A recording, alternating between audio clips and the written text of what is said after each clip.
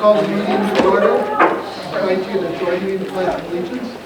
Flag is okay. Pledge allegiance to the flag of the United States of America and to the republic for which it stands, one nation, under God, indivisible, with liberty and justice for all.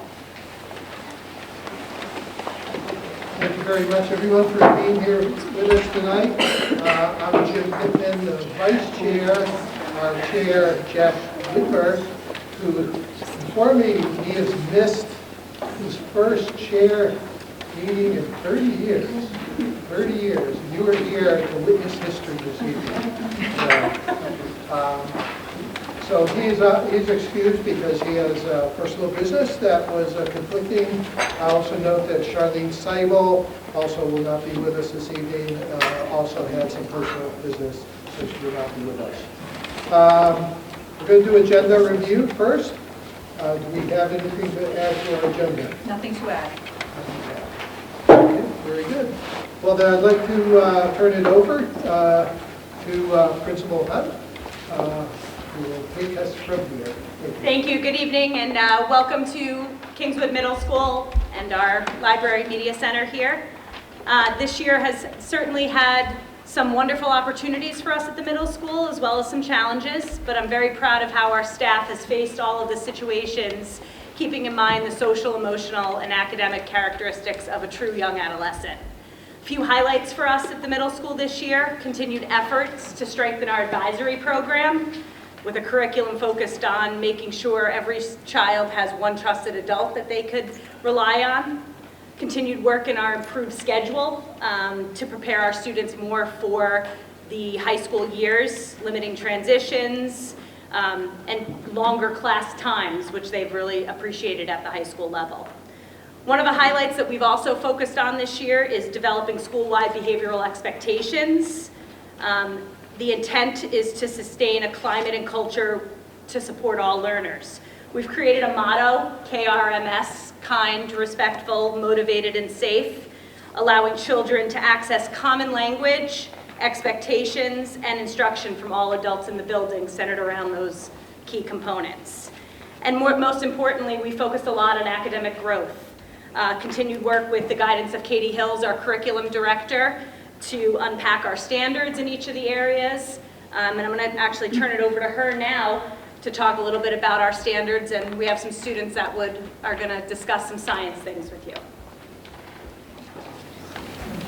Good evening. Last month, when we got to see our first graders at Carpenter, they were telling us about some of the scientific practices around the area of astronomy. So they were observing the stars and the patterns in the sky.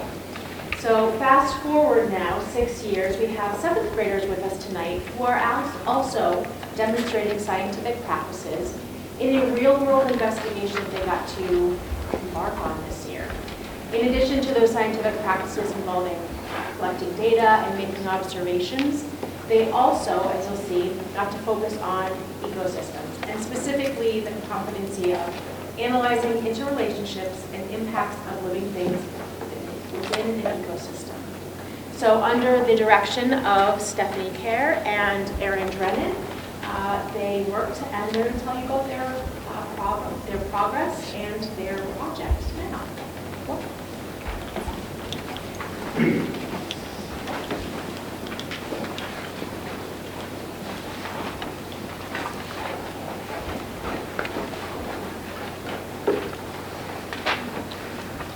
Hello. So we had a really super exciting 7th grade this fall. I'm new to the district, so this is my 2nd year teaching here. And my mentor, Dren, we decided that together we wanted to get more real life data for our students to be able to see, because data is kind of boring. You're looking at it, but we thought it was real and it's something that they could explore and see and watch as scientists actually use it right then and there. That would get them excited about it like we are. So we had this lovely opportunity to go do a professional development this summer. We got 3 days to go to the Gulf of Research Institute. Yeah, so the Gulf of Maine Research Institute is based in Portland, and they study the Gulf of Maine. So there's scientists there that study the Gulf of Maine, and they educate communities who are impacted or have a relationship with the Gulf. And they also educate teachers and also have ways to invite students to their facilities in Portland to also do some education. And so it's very exciting to go there. They have many projects that they look for communities and citizens to, contribute data. And we, I'm going to speak quickly to the value of citizen science. It gives the kids an opportunity for some authentic investigations and connecting to their natural local systems near them, getting to learn about them more, and also the benefit of connecting with real scientists. So the scientists gave us some background information for the project we worked on, and then that's who we submitted our data to, which was pretty cool. They used it. So when we first started thinking about how to do this project, we decided that instead of me taking my team and doing a project and Jen taking her team to go do a project, that we would make this a really fun 7th grade experience for our students.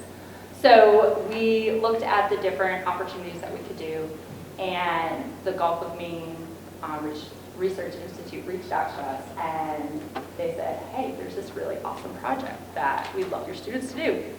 And we jumped on it because we actually have a potential invasive species in our own backyard. And Lorelai here is going to tell us more about it. Hi. So this invasive species in our own backyard is called the hemlock woolly adelgid. It is a small bug that likes to suck the life out of hemlock trees and is slowly killing off our hemlock forests. And it's infecting our environment and the ecosystems that thrive inside of those hemlock forests. So the species that this bug affects are flora and fauna that need the humidity and shade that the hemlock forests provide, and also the fish that live in rivers like trout and salmon, because the hemlock trees provide oxygen to the water for the fish to survive. So we had to learn a bunch of really cool skills in order to identify what is a woolly adelgid and what's a hemlock. So over here we have Clara, Gabby, and Leah, who are going to tell you about some of the really incredible skills that they had to learn. So before we went outside to investigate and jump on the problem, we had to learn how to identify hemlock woolly adelgid and how to identify the tree too. So eastern hemlock is often confused with other coniferous trees like pine and fir trees, but there are a few differences. Hemlock trees have flat, alternately arranged needles that are about 1 to 2 centimeters long, and they have 2 white stripes on the bottom of them, and the bark is scaly and old brown colored. And when you're looking for hemlock woolly adelgid on these trees, you look for waxy, cotton-looking tufts on the center of the branch where the needles connect onto the branch. After we learned these skills, we went outside to investigate, and Jonathan and David will tell you more about that. So first things first, after learning these skills, we walked right to our backyard, somewhere that direction, all the way past CLS, to find some hemlock trees, and we found quite a few of them. I think it was around 10? There were more than 10. There was more than 10. We But, stopped at 10. We did stop around 10 with groups of around 4, 2 from Quest and 2 from Delta, to investigate 10 trees, 10 branches each. And we had to identify the habitat, whether it was a developed land or if it was more of a forested habitat. And back behind, Crescent Lake is more of a forested habitat. So if we when we got the hemlock trees, we had to give 10, we had to go and ask another group to make sure that it was a hemlock tree. So then we would, once we were sure it was, David said we would find 10 different branches that were about a meter long. And we would search them to see if there were any hemlock woolly adelgids. If we thought there were, we would go ask another group to confirm. If it was, we would take 3 photos of the woolly adelgids. So then when we got back, we recorded the branches that we searched, and we also recorded if we found any hemlock woolly adelgids. And overall, we did not find any hemlock woolly adelgids. So even though we are fortunate enough currently to have no adelgid infestations in our hemlock trees and forests yet, they are still a problem throughout Maine and parts of New Hampshire and will eventually spread to the rest of New England. However, scientists are using this data to release an assassin bug, in a way, to exterminate these invasive species to help prevent their destruction of the hemlock forests.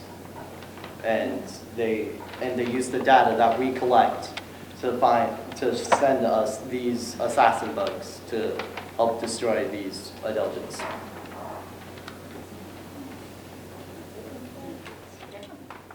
So that was our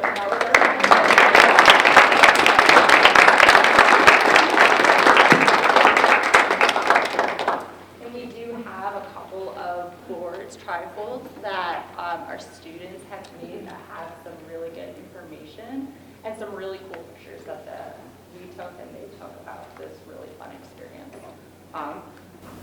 When we talked to the students, they really enjoyed the fact that we got to go outside and do something outside. And a lot of them really like the fact that when they posted their data that they could actually go home and show their parents on the website. That's the data that we did. So that was pretty awesome for them. And if you want to try to check your own yards, you can take one of these. Check to see if that is here. Yes, we have very negative. Thank you. Thank you so much.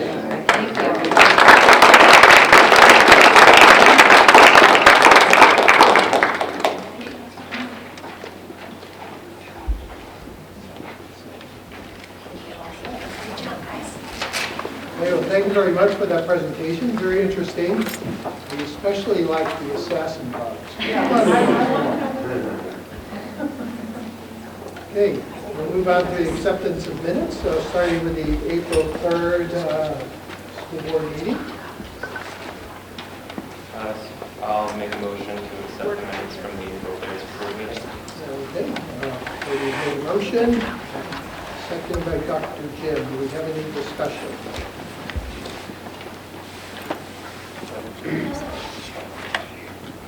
Hearing none, I'll call for a vote. Brody? Aye. Mr. Bigford? Yes. Mary? Yes. Dave is not here. Okay. Actually, Mary is not on for this. I'm sorry, say again? Mary. Oh, April 3rd. Yeah. Members present? She took the oath that night, but she was considered a member. She Oh, it says board member elect Mary Shaw, but I took the oath of office, so that was after. She's present here. Is that, yes, and then she takes the oath and participates in. Okay. Perfect. yeah, okay. Good catch, though, but yeah, looks good. Okay, then Stephanie, your vote? Yes. Okay. I guess we got everybody here. Chair, acting chair vote. I didn't get you? No. Dr. Jim? Yes. Oh, thank you, thank you. I'm trying to mix up the order here because somebody had pointed out previously that we always went in the same order, which was unfair for the first person we called on. So in order to make it a little bit mixed up, it also mixes me up. All right, we'll move on to academic affairs minutes of April 17th. Are there people here to? Yeah, we have 3 members. You have 3 members, okay. Yeah. I'll make the motion to accept the minutes from the academic affairs committee meeting. I'll second.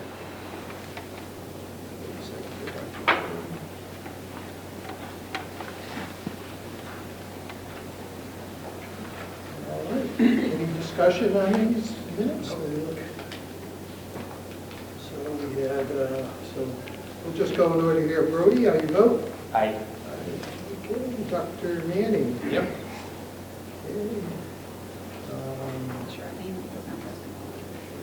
He's not present, Jack is not present. Mary? Yes. Take the vote. And I'm on this list, so I will vote as well to accept.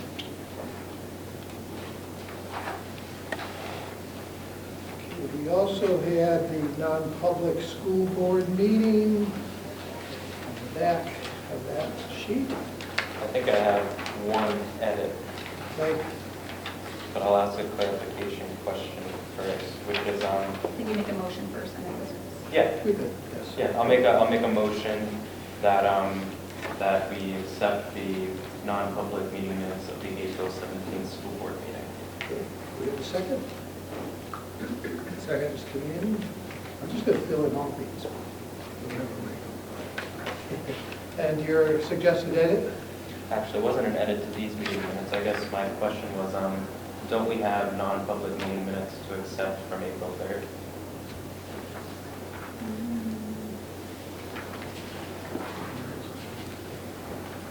They were part of I believe they were in the meeting packet. Oh, they're- On the agenda. They're part of the meeting minutes. They're not separate. Oh, yeah. Because here, this non-public was a separate meeting, Okay. whereas usually it's part of the meeting. Okay. Well, then I'd like to vote on this first, but then I caught something in those. I thought we were going to vote on those separate, the regular meeting and the non-public meeting minutes. I'm sorry. Okay. No other discussion, and we'll call for a vote on this April 17th non-public meeting. Brody? Aye. Dr. Manning? Yes. Mary? Yes. I was the only other one present here this evening, so I vote as well. All right. Brody, to your question on the previous meeting. Yeah, in the non-public session that we had on April 3rd, did we renominate the non-union administrative staff? Because I'm pretty sure we did. And we didn't include that. You mean the administrators? Yeah, because we did the vote for all the staff and you renominated. Oh, right, and we were not present. And you guys weren't present for that, but It does say SAU administration here, though. Yeah, we just did that. but I think that had to do, that was nomination for union staff, that's administration. Don't we have Where- non-union administrative staff too? Where do we Do we need to renominate? Talking about this. Okay, so now, SAU admin, school board members, and so when it says SAU administration, we are not, we are the non-union. Okay, so that's, all And right. then school board members and administrative staff come to our meeting. Oh, you're saying after the superintendent and the Heather and Caroline left the room. Yeah, Okay. So SAU, So it's on page 2. present a list of administrators. for the non-GWAD administrative renominations. Oh, I see. And then, because we had no person, and then Right. but Oh, we voted to renominate all of our non-GWAD administrative renominations. oh, I see. So we do need we do need one more motion in the middle there. So I'll make a motion to add that edit to the April 3rd minutes that we renominate the non-Black administrators. Thank you. And that would be on the second page there, top paragraph. Can I get a second? Second. Good catch. I'm happy to do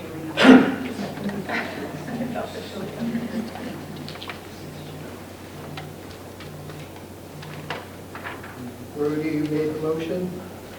I second. And second. Anything else on that? Okay, so let's see, if we can vote on that, please. We'll start with you, Tom. Was that for the, Yeah. You were there, right? To amend by adding that piece. I was not, We were. Are we, you're doing the April 3rd meeting? Yeah. I see you as voting. oh, the, Yeah. Tiny chairs, tiny I will vote chairs. yes. Okay. Excellent idea. You were there. Brody, Aye. Stephanie, Yes. Dr. Manning, Yes. Mary, Yes. okay, and I vote yes as well. I think we're square now in the minutes. We'll move on to the manifest approval. So moved. You want to hear the numbers first? You can give the numbers, yeah, first. Okay. You gotta figure this out. So the accounts payable manifest is in the amount of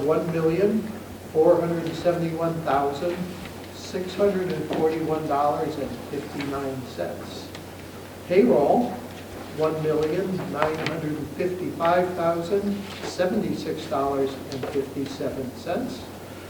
For a grand total of $3,426,718.16. I would accept the motion to accept. I'm so moved to accept the manifest for tonight. Sorry, jumping the gun. All right, anybody want to second it? Second. Second by Mr. Mead. Dr. Mead, excuse me. No other questions on this? All right, Mary, Yes. Tom, Yes. Stephanie, Yes. Brody. Aye. And I will vote Dr. Manning. Yes. And you have Dana I here, almost too. skipped over you again, and I vote as well. No, Dana, Joined welcome. us. Thank you. Did you vote as well? Thank you. You were not here for the previous motion, though, were you? Did he just get here? Were you here for the previous motion, Dana? No. Okay. Thank you. Oh, you were? Okay. Okay. I apologize for missing. Okay. Thank you. All right, we're going to move on to public input. I apologize that we don't have a sound system, any microphones here, so to be heard, try to speak loudly. Just to let you know, Wolfeboro Public TV, Community TV rather, is back there filming this, so we want to be loud enough so they can hear you as well. We'll do 15 minutes of public input now, another 15 at the end of tonight's meeting.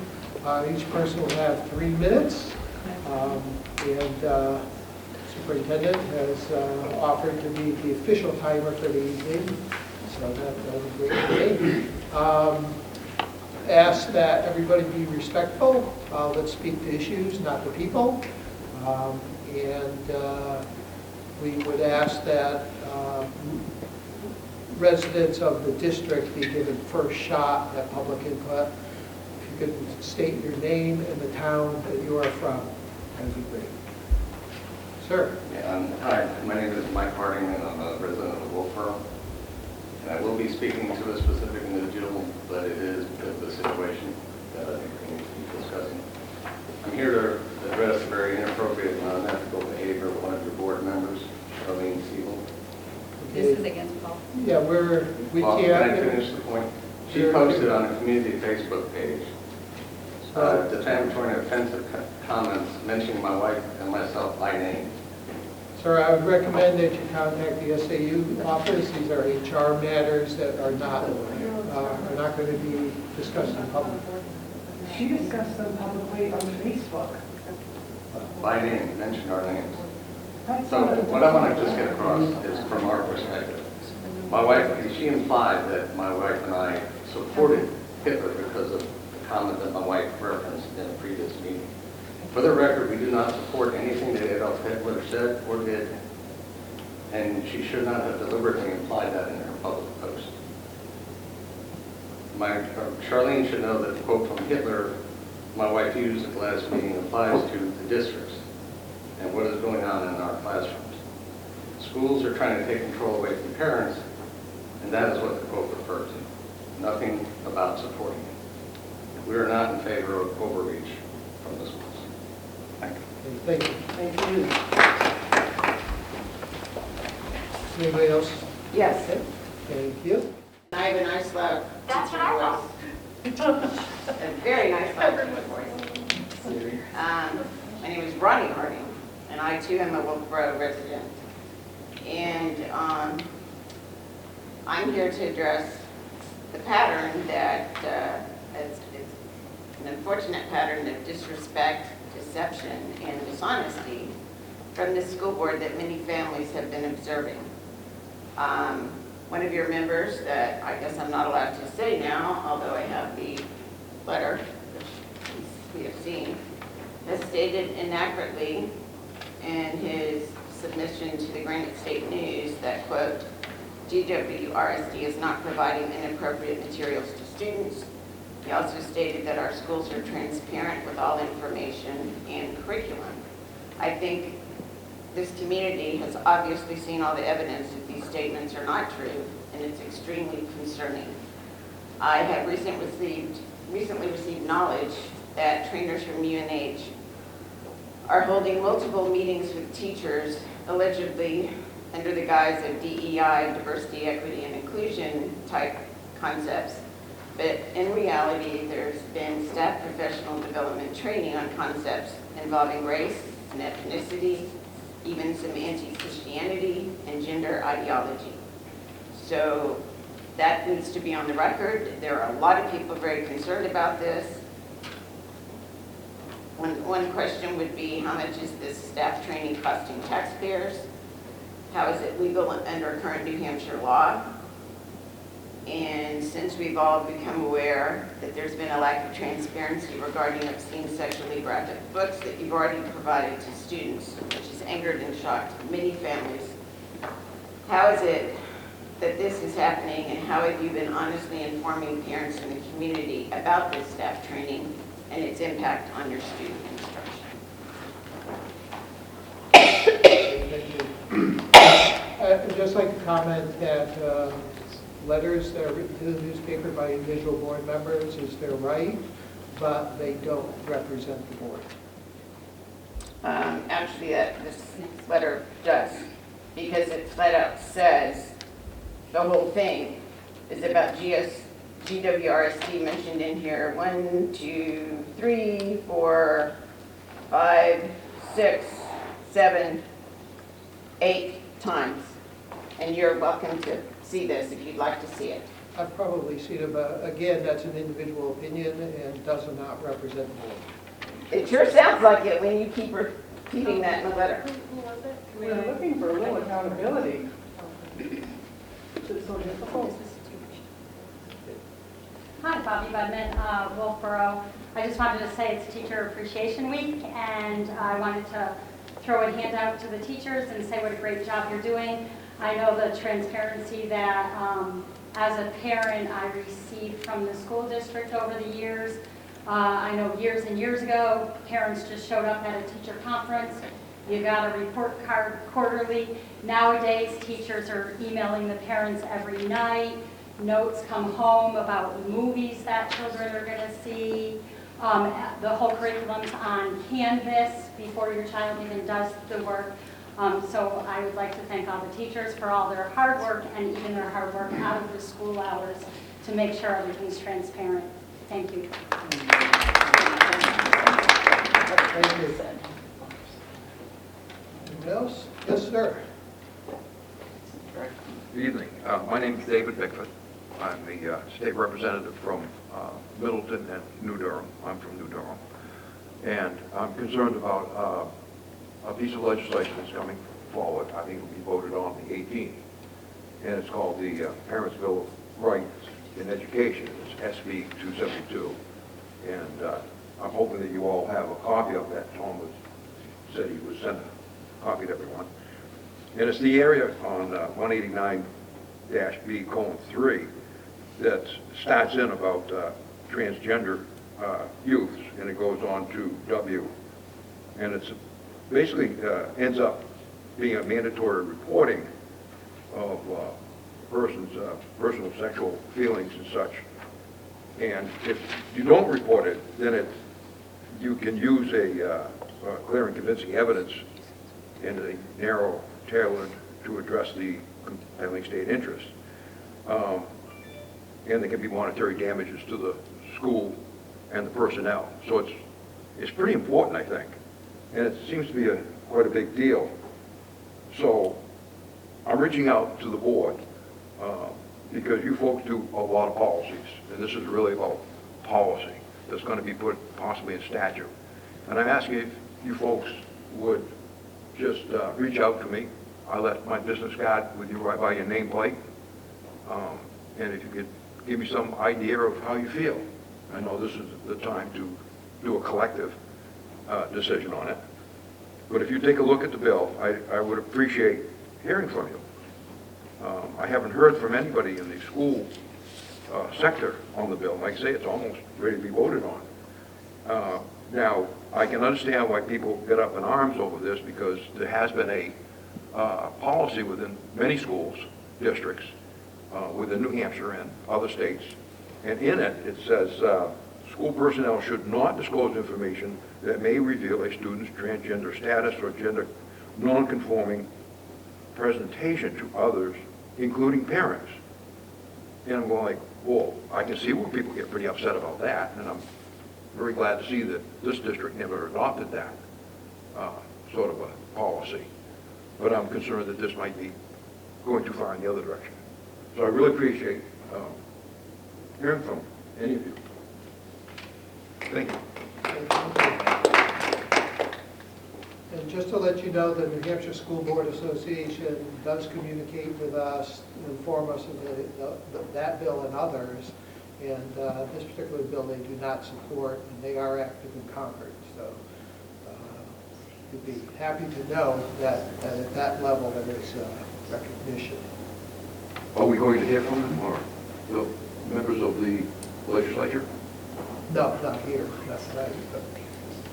But I don't understand the question. I haven't heard from Principals Association, the School Administrators Association, anybody on the school end of things. I have heard from various people throughout the state that are parents and teachers, but no associations. I'm a little bit surprised. I believe this is a track only for I think this is a track only for NHSBA.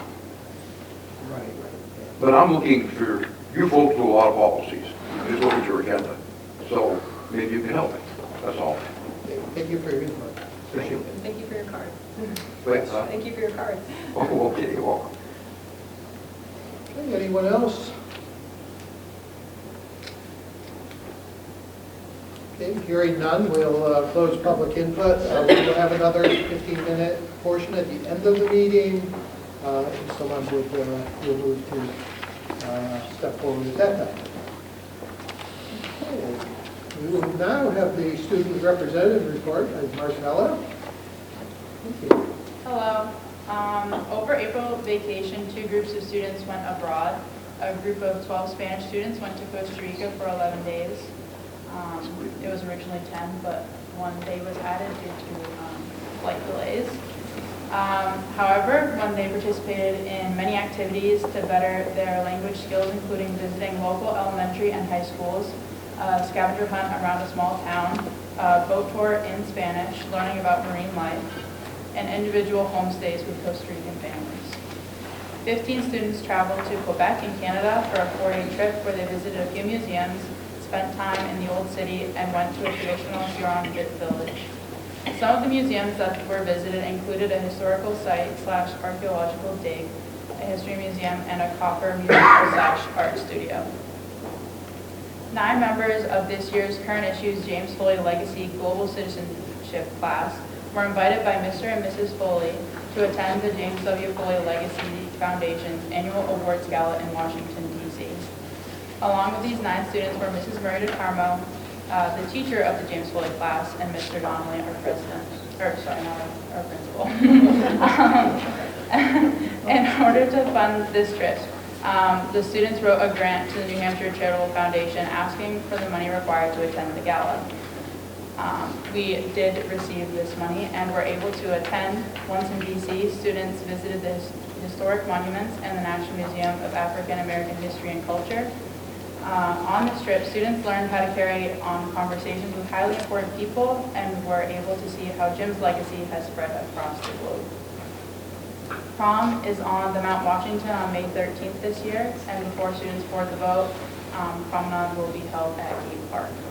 AP tests are also this week, which include AP Calculus, which was today, AP English Language and Composition, AP Spanish, AP Biology, and AP World History. And I believe theater won their respective division at New England's. Yes, theater won their division at New England's, and congratulations to everyone involved. And I believe at your dinner, Mrs. Tetrall shared with you the goings-on of the tech center. And so that is my report. Thank you very much. Great report. Boy, to have to be stuck in Costa Rica an extra day. It was all right. All right, wonderful. All right, I'd like to move on to the superintendent's report, please. Thank you. So first, as you heard, this is Teacher and Staff Appreciation Week, May 8th through 11th. So I want to make sure it's said how much we appreciate our staff, our teachers, how much work they do. You know, it's been a long year, it's been a wonderful year, and so we're very grateful and appreciative to all of our staff and teachers. Next in your packet, 2 applications for Wood Estate scholarships.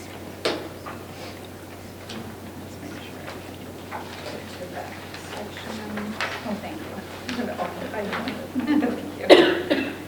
So first, the high school is seeking $10,000 to award 10 $1,000 scholarships to the class of 2023.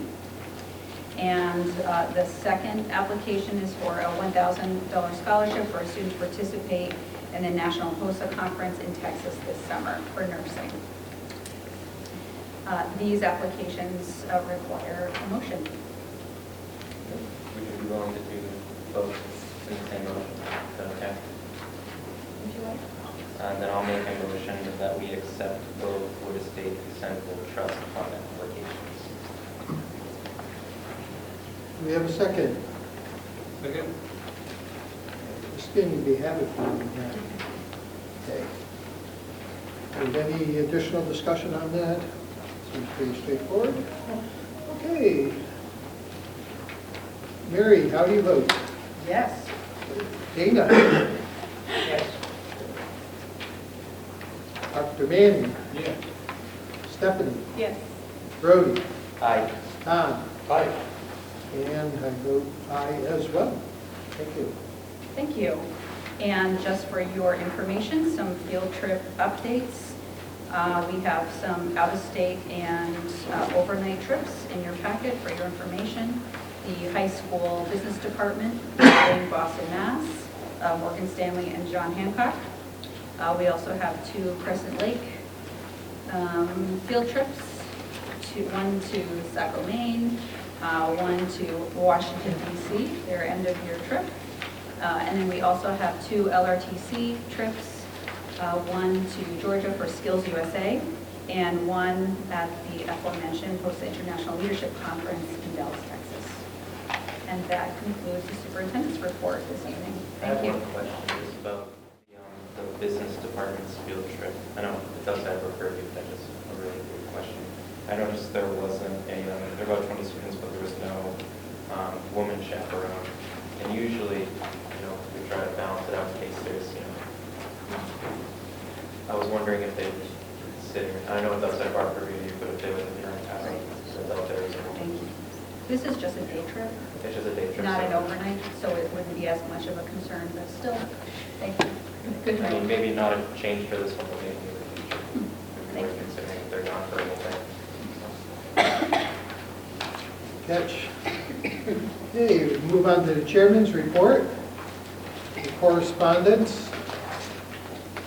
Expressions of sympathy were sent to Wendy Huggard at the middle school guidance. Michelle Capone, the SAU office. And Kathy, can you help me with the pronunciation, please? Oh, goodness. Zolangowitz. Really appreciate it. That sounds right. Did not get that correct. It's the high school food service. Congratulations to Marie Dean on the birth of her baby boy. And get well wishes were sent to Katie Small. New Hampshire School Board Association update. Mentioned them earlier. On the 15th of this month, Barrett Christina, who is the director of the Hampshire School Board Association, will be here in the Plex back in the room there at 6 o'clock for school board training.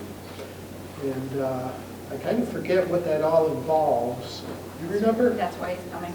That's why he's coming. Remind us. Sorry, I couldn't It basically has to do resist. with general school board functioning. It isn't necessarily specific to us, but standard procedures for all school boards. That's right. As much as I can remember. Okay, we'll move on to committee reports. We're going to start with academic affairs. Unfortunately, again, Charlene's not here. She is the chair, but Heather has offered to take the lead on this, so I will turn it over to you. Okay, thank you. We are moving forward, recommending for adoption the emergency plan for sports-related injuries and additional protocols for athletics participation. We did not receive any further feedback from the board, so hoping for a motion for approval there. Also for second read, recommended for revision, administrative guidelines on school closing for bad weather and the high school graduation policy. And then along with the second read, again, recommended for withdrawal is BID student representative. All of those have been either put forward for a new adoption, revision, or withdrawal. Do you want 3 separate motions, just to keep it orderly? Sure. All right, then I'll make the first motion to recommend for adoption policy proposal for JLCJA, emergency plan for sports-related injuries and additional protocols for athletics participation. Second. Okay, Brody has moved and Dana has seconded. Any other comments on this? No, it's pretty standard. Did that include IKF, high school graduation policy? No, No. we're just going adoption and then revision, so. Yeah, we're going to go 1, 2, 3. We'll let somebody else move on one of the other ones. How's that? That's whatever you want to do. All right, let's see here. Dr. Manning. Yes. Okay, Stephanie. Yes. Brody. Aye. Tom. Aye. Mary. Yes. And Dana. Yes. And I vote aye as well. Who would like to move on item 2, the EBC-R IKF? Come on, Mary. Oh, that might be me. I would like to make a motion to move on EBC-R. Are we doing B also? Yes. And the IKF, high school graduation policy. Okay, thank you. Do we have a second? I'll second. Okay. Any additional discussion on either of those items? I sent my comments very late after work today to you, Heather, on IKF and a bunch of other policies here. But I have some concerns about moving this one forward because there's, I think, some incongruencies between what I printed out is the state requirements for the 20 credit path and what's enumerated here in this version of the policy. For example, science, it says 2 credits. It doesn't specify which credits, but those are specified in state statute. Whereas it is specified under the 26 credit path. That's one example. This policy has some other issues, like it doesn't discuss the difference between restricted and open electives, or explain that at all. And it makes it seem like the superintendent can override a parent's decision, which is of some concern. So I have some concerns about moving this forward without further discussion. Did you not catch these on the first read? This was not the version that was presented at first read. So this has been revised since first read, and so these are comments on this version, on this. Can I share Stephanie's concerns? This was amended quite quickly after first read. It has been available, and we of course have to enforce the minimum standards of the state statute piece, for example, that you might be concerned with. That is, we follow the minimum standard requirements, and then that's why it's not specified as you're asking breaking it out. Doesn't it cite the state statute too? So I mean, I would say if our policy cites the state statute, and that's what we have to follow, state law. So if it cites to follow that statute, then you have a paper trail to go to that statute and to say, oh yeah, you have to follow that. I'm a little bit confused though, and I don't have the wording exactly in front of me, but I've reviewed the policies a few times. What is the exact language that makes you concerned about the superintendent overruling the parent? Excuse me, it's really hard for us to hear. I think I could just speak up a little bit more. Okay. Some of us can't hear as Could well. you hear what I said? I heard what you said, but it's Okay. hard to hear what she said. The female voices are softer. But thank you. The language in the draft currently states students may be eligible to apply in their junior or senior year after 2 years of study for alternative diploma pathways that meet or exceed state diploma requirements upon approval of parent guardian if under the age of 18 or at the superintendent's discretion for exceptions. So that language says either the parents or the superintendent. But it doesn't seem like, to me at least, the way I read it, is it doesn't seem like the superintendent is getting the final say. It's a, Or suggests that they could. The parent has to sign off on it. The parent has to. But the or agrees.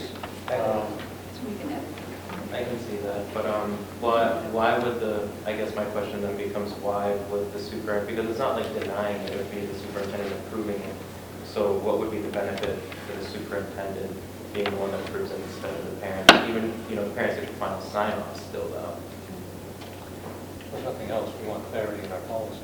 Well, I agree, I'm just curious if there's some kind of, like for example, is it if a parent, if you have a single parent who's incapacitated for an extended period of time, if their children are wards of the state, that's just kind of what I'm thinking. I mean, all children have a parent or guardian by law. I'll read a possible version that I drew up.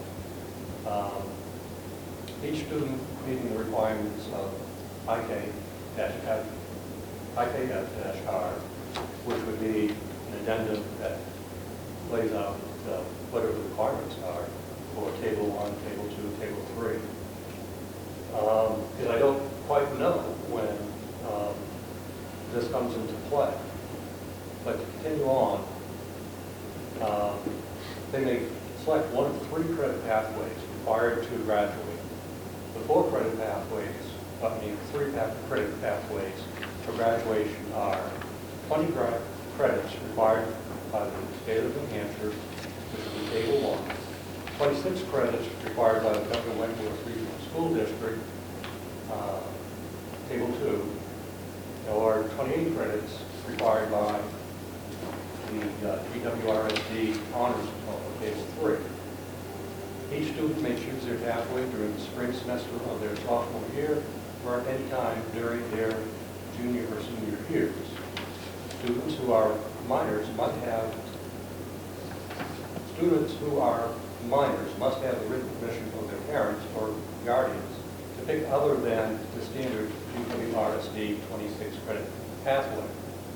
The high school guidance department, hereinafter guidance, shall notify the students, parents, or guardians of their right to meet with guidance to discuss the advantages and disadvantages of the pathway the student is considering, or the pathway being recommended for the student by any employee of the Governor Wentworth Regional School District. Yeah, I'd just like to interrupt you, Tom. I think I'm going to recommend that IKF be sent back to the committee for some more work, as opposed to us working. I'll make a motion the sausage to, here. I'll make a motion to table IKF. Okay, we have a motion already from Mary. Mary, would you amend your motion to be for EBCE-R only? I move that the motion be amended to reflect only EBCE-R. Okay, very good. I'll You will second that motion. Okay. So are we ready to move ahead for a vote on EBCE-R only to accept? Any other discussion on that? Okay, hearing none. Tom? Aye. Vote? Okay. Stephanie? Yes. Brody? Aye. Dr. Manning? Yes. Dana? Yes. Mary? Yes. And I vote aye as well. So, moving on to IKF, I don't know that we need a motion to send it back to committee. I think just for simplicity's sake, I'll make a motion that we table it for the second read right now. We'll just put it on the table on policy. Okay, Policy. that's fine. Academic It won't cost us any more. Motion made by Brody. Would someone like to second this? I second it. Okay, way to go, Mary. Okay. All right, so voting to table IKF. Dana, how do you vote? Yes. Okay, Mary? Yes. Dr. Manning? Yes. Tom? Aye. Stephanie? Yes. Brody? Aye. And I vote as well. Okay, good. Just to follow up on the IKF, did you submit what you wrote to the superintendent's office so we can review? And Stephanie, could you type out some of the notes that you sent and send them? Type them, yes, my computer wasn't working, so I No, handwrote. I know, I saw it was kind of difficult to follow, and I only got it at 5:30. It just got out of the library board of trustees meeting. So if you could, if you have any time, if you could send those things to us so we can read and review them, you know, it'd be much appreciated. We might have been able to nip this in the bud a lot sooner than have a finalized policy. So. Okay, let's move on to our next one, which is BID, student representative. Who would like to make a motion to accept that? Withdraw. Or for withdrawal, yes, thank you. I'll make a motion for the withdrawal of BID student representative. Okay, seconded by? Me. Stephanie. Okay, she got a second. And I'll speak to that just briefly, just so people know. We're not withdrawing having a student representative. It's required in state law. We adopted a new policy that cites the state law for what the state requires for a student representative. So our old policy is now antiquated and old, and we don't need it anymore. Thank you for that clarification. You're safe. Yeah. Okay.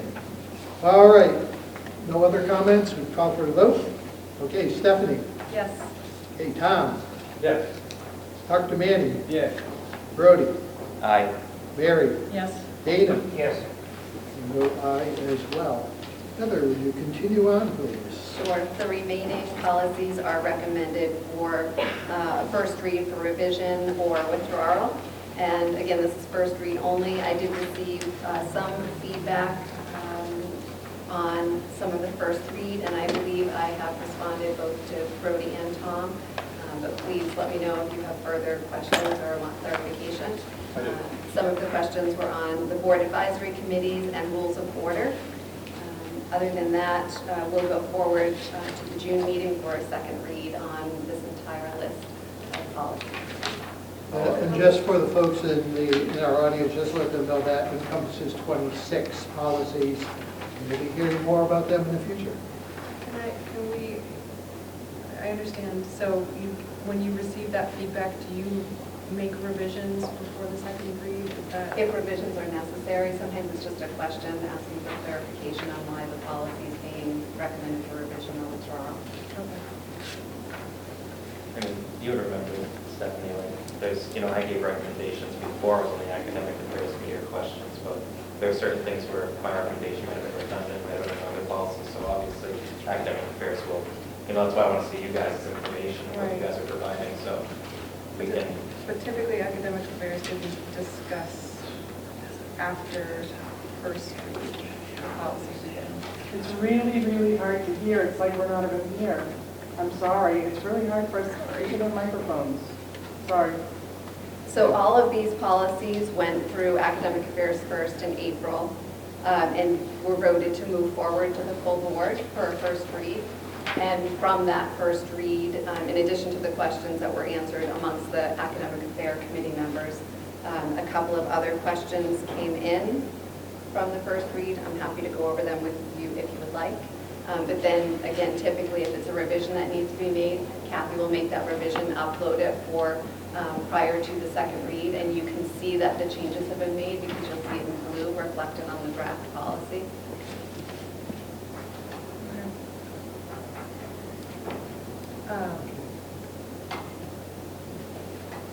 Are you all set on that, Stephanie? Yeah, I mean, there was one really important language one in ACE. ACE talks about, procedural safeguards, the non-discrimination on the basis of handicap or disability, but the term handicap feels really, outdated, and throughout the whole policy it refers to handicapped person. But we have your note, and we'll So, change Yeah, I would forward Okay. those notes. We didn't get it in time to make Okay. the revisions. This is only first read, Okay. as kind of addressed in the future. Okay. Thank you. So we don't need a vote. No vote needed on that. I did have one question under IGA, which is more substantive, not just terminology, but under curriculum development. So boards have a duty to approve curriculum that is developed, and so that language isn't in there. Well, again, can we save that for the next step? I know, We're not editing these right now. It's not an edit, it's more of a substantive piece. You added that in your notes, though. I did, yes. So we'll go back to the school board's sample template and we'll compare your notes. Don't discuss anything else, got it?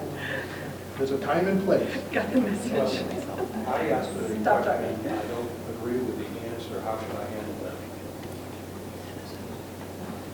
Discussion is I'm sorry, say it again? I presented questions on the DEDD. I don't agree with the answer that I got. How should I handle that?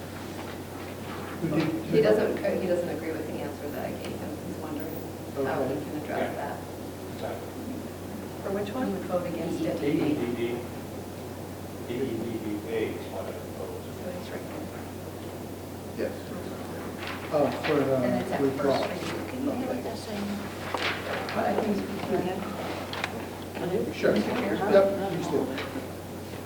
So to address that, if you have an answer to a question that you disagree with, at second read, there will be an opportunity for discussion. Sorry, I'm just raising my voice so people can hear. And, okay, sure. And also, you can also vote against it. So each of these will be up for vote. And it may be the case when the board votes that some board members vote against it and some members vote for it.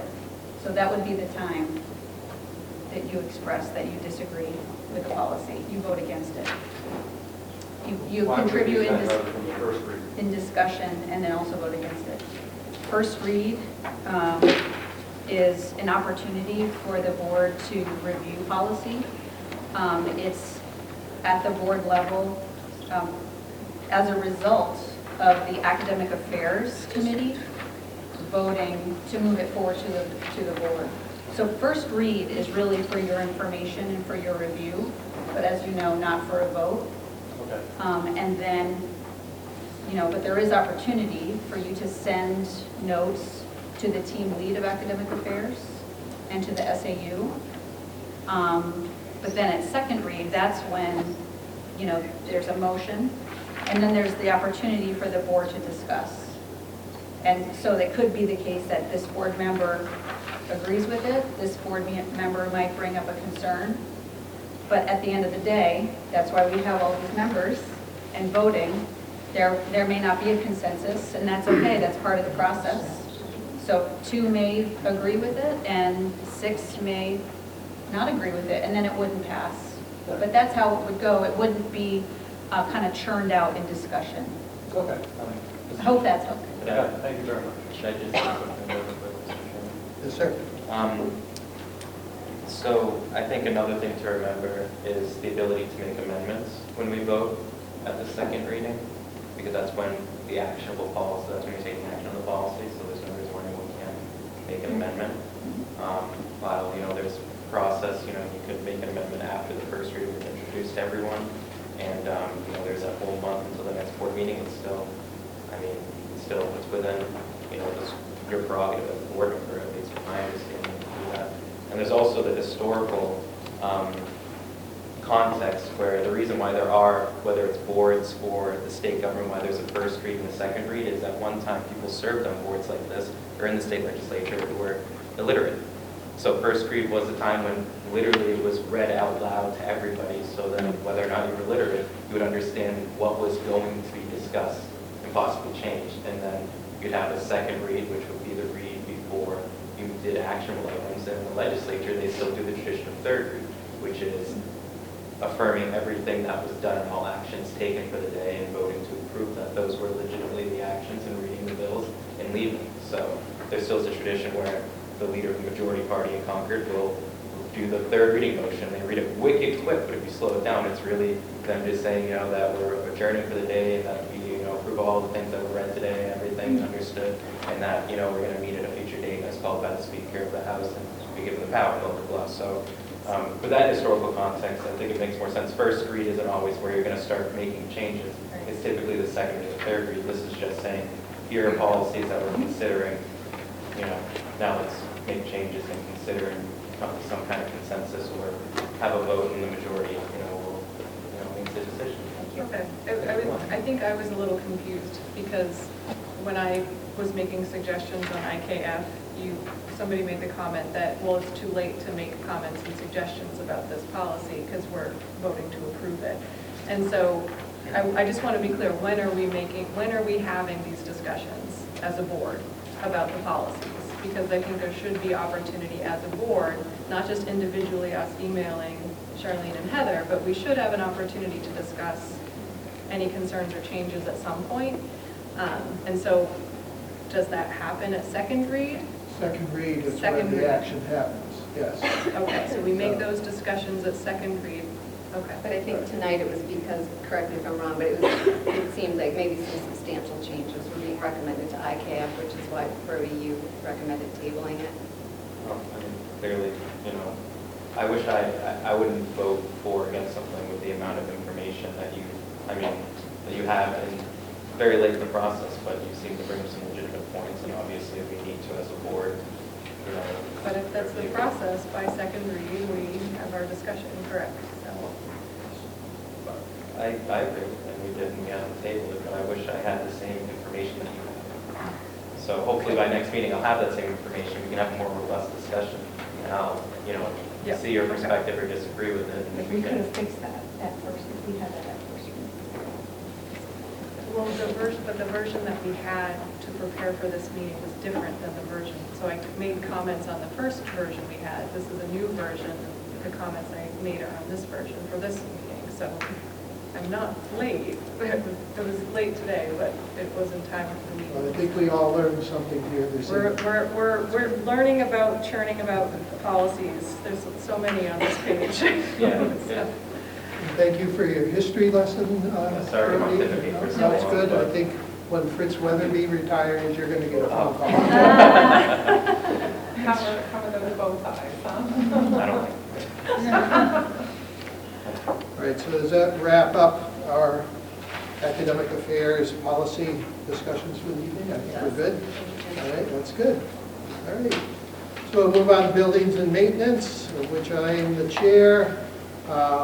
Just a couple items. We tentatively have our next meeting scheduled for the 18th of this month, but that might be subject to change. We're waiting on some information where we need to go forward with some action items on that meeting, so that could change. Stay tuned. And I just want to add from the Building and Maintenance Monthly Report a item that's funny but not funny. The middle school maintenance had to be called upon to remove a stuffed animal and a stick of deodorant from the toilet in the boys' locker room. And also in the girls' locker room, they had to remove toothbrushes from the toilet. So FYI for folks who have students in the middle school, that it costs taxpayers money to fix those things. So anyways, still kind of funny, but not really. Okay, moving on to finance, no news on finance. Jack Whitmer, of course, absent. Same news with human resources. Without Jack present, we have no additional information. Okay.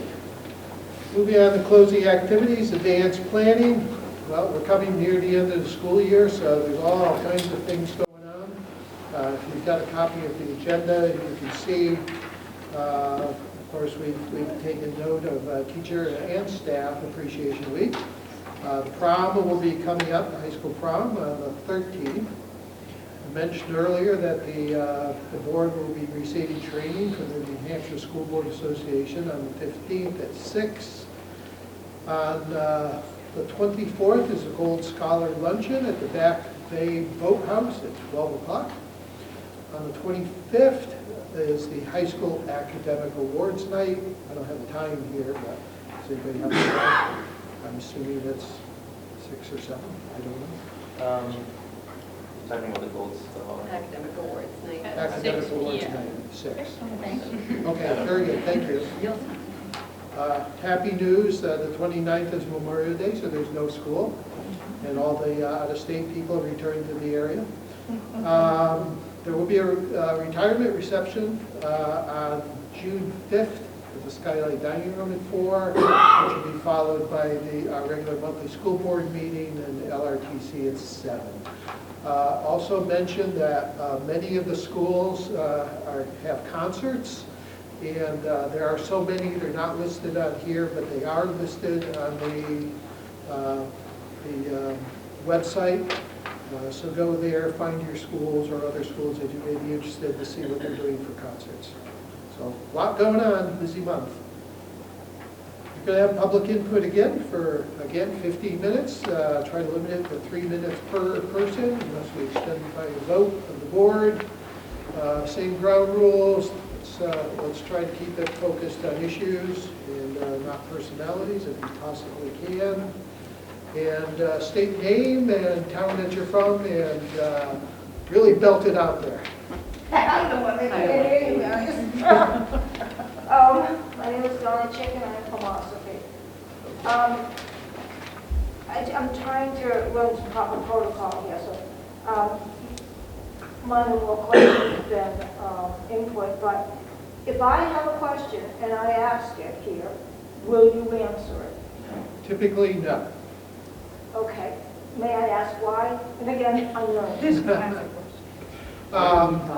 School board public input, and it's not peculiar just to us, it's to all school boards in the state, are an opportunity for citizens to give input to the board but it's not a forum for us to actively take action. Now, it might lead to some sort of action eventually, but it really is just input for us to hear you. It's also If I have a question, we may not have an answer to your question, and so as a policy, we don't say that we Okay, can. what is my avenue, if I have a question about policy, how do I submit it to receive an answer? You can contact the SAU office, would be your place to start, and you can contact either Caroline or Heather, I suppose. You're both at the yes. Yes, and they would take the lead on that, and if it were something that was strictly a school board issue, that would be quickly communicated to the board. And I do have, and you might be willing to answer this question, because I do have a hearing loss, and I do have my hearing aid in. This hearing aid is in the shop. I have a dog. So my question would be this, and I have only been to 2 school board meetings, and this is the second time I've not been able to hear. The first time I attended school board meetings was during when we were segregated because we wouldn't wear masks, and the audio system was so poor I could hear nothing. And now I'm here today. Why isn't there audio equipment? Why wasn't it pre-planned for the public so we could hear? It's very frustrating when you do have a hearing loss and you can't hear. So why didn't we plan ahead, guys? Well, it's a good question. I will speak to that. Normally, we do, and I don't know why we don't have any here today. Honestly, I don't know the answer to that question. And it's been something that we've been working to improve on over, I would say, the last year or so. There's been some investments in some equipment, new wireless microphones for us to use and all that. Honestly, I have no answer as to why they're not here this evening. I don't know. Do you have any? So I honestly just don't know. And would you pursue it with more vigor? Yes, and I appreciate it because I also have a little bit of hearing loss, and I share your concerns. It really does. I could not follow. Let me think. I think that's all I have. So I submit my questions to you folks, and you're going to work on that audio stuff. I don't want to bring my big cone with me. Great. Thank you very much. I appreciate your input on that. Thank you. Anyone else? Okay, very good. Well, thank you, everyone. Thank you for being here this evening. We do appreciate your input. I would open up the opportunity for any closing comments from our board members, and if you do have comments, speak them loudly. So the floor is open. I just have 2 comments. Okay, Roger, please. Surprise. Tom and Stephanie, I don't want to seem as if I was dismissive earlier by being like, provide that information. So I sincerely do want to say it's hard for me to make an informed decision without seeing it prior. I like to read stuff, take notes, and sleep on it, and maybe even do some of my own Google research or reach out to the School Boards Association or look at their database. They have policies to compare. So I do appreciate that you guys are bringing it forward, and I do appreciate, and I hope we have a robust discussion about some of these policies next meeting and do what we do as a board, just make motions and amendments and all that, all that great stuff that we do for the public and how the school district operates. I also just want to say regarding public input, I get this question all the time. People contact me directly or they see me somewhere, they come and they're like, why aren't you answering questions? And it's because, again, the board and our members, we set policy and direction and guidelines to our staff on how day-to-day operations work. And the board members aren't going to have answers on day-to-day operations because that tends to be the questions. What's happening in this specific class at this time? What's happening at this school? And we're not going to be privy, obviously, to that information right off the cusp, whether it's in our notes, in our meeting packets online or at the SAU office. Our professional staff, they run the day-to-day operations. We're not going to have those answers. And public input is usually, and the reason why we have the beginning and the end is you give public input before about your opinions on different actionable items that we're going to do and make, I think you should do this or I think you shouldn't do that. That's on the agenda. And then at the end of the meeting, you might say, I appreciated that you made this comment, or I didn't like that you voted that way because of this reason that the board didn't bring up. It's, because some people come to the board and they say, this is where I'm going to get my questions answered, but it's usually best to always contact our superintendent's office and the professional staff that are going to be able to do the research, to follow up and get a comprehensive answer to your concerns, questions, and things of that nature. I mean, sometimes your questions, if they come to a board member, it might be the first time we've ever heard of it or even thought about it. And, you know, the first people we're always going to ask, too, is going to be our professional staff, the people that we hire and trust. I would think, though, that you should be able to answer policy. You set policy. Would never expect you to know the day-to-day little thing. But if a parent were here and needed to ask you how you stood on the board, felt on a particular policy, it's almost a yes or no, or just, you know, that, it seems that we should be able to come here to ask our board where you stand on policy. I just wanted to put that in there, but I will. And it's not, you know, and I appreciate the sentiment, and again, there's public input for providing public input and opinions on the policy, and we're guided by the ethics policy that we all sign. And we can't individually state, you know, very strong opinions about specific policy and try to push the board to do what we want. We have to make collective decisions. So we have to follow the ethics policy, and that's published on the website too, and it's pretty clear how we're allowed to discuss these issues in public, in private, in the newspaper, in the public forum, online, and, you know, we all need to follow that. So not always, no, we're not always allowed to, depending on what the questions are and depending on how we're discussing the policy, we're not always allowed to be as cavalier as some members of the public might want us to be, or some residents, and that's because that's part of having a strong board, is being able to abide by your ethics policies and support the district's operations and also be clear to the public. Everything very transparent. We don't want to get into a discussion of this. This was only statement. Yes, closing comments. Mary. As a new board member, I was chomping at the bit, and I got to chomp on the food down at the Culinary Arts. It was so impressive. I heard wonderful things about it, and this is my first opportunity to actually participate, so I was thrilled to have that. I'm looking forward to touring, hopefully when the sixth graders are here. And as a former teacher, I appreciated being appreciated.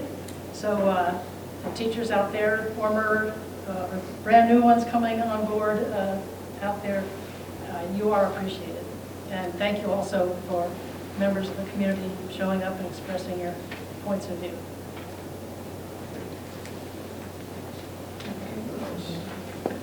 Mr. Bickford. I'd like to thank Caroline and Heather, sorry, late at night, and Brody for explaining the procedures to us. I'm a relatively new member to the board, but I think, if nothing else, I hope you take away from it that there is a process, and it's not a simple process, and it's a process that we even struggle to understand. So that makes it difficult to come up with a quick answer like you would like. And I understand why you would want one too. So, and thank you for your question. Anybody else? Dana. Yeah, I appreciate the comment about having microphones. And the thing is, even if we do have it, they don't use it. You know, like, for example, they try to speak.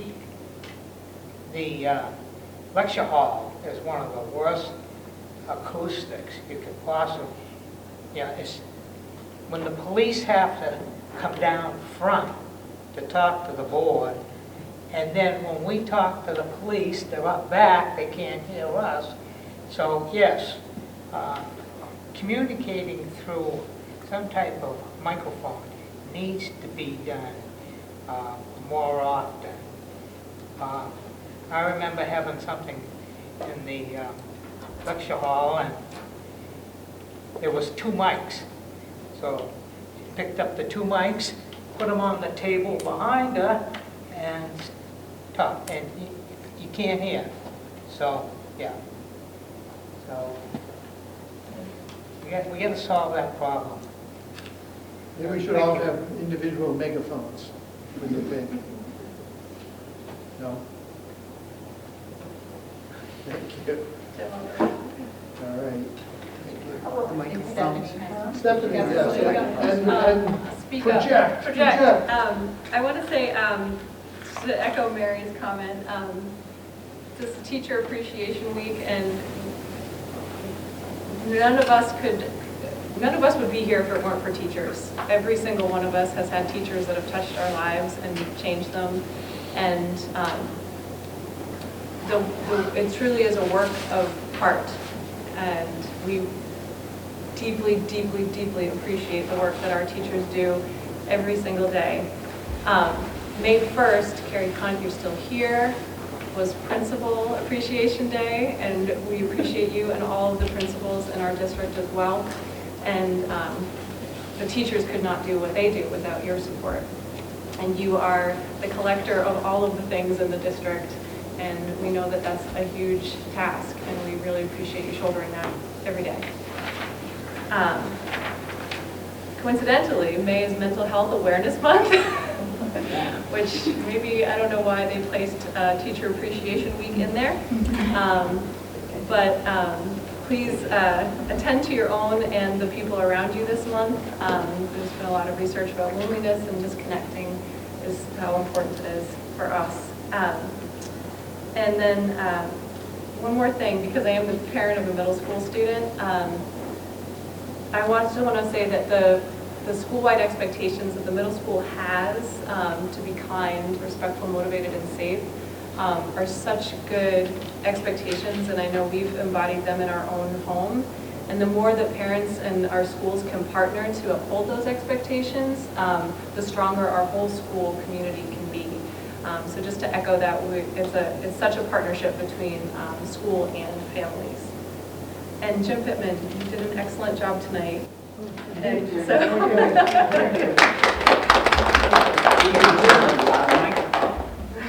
and without a microphone. It's my first time out. It's really entertaining.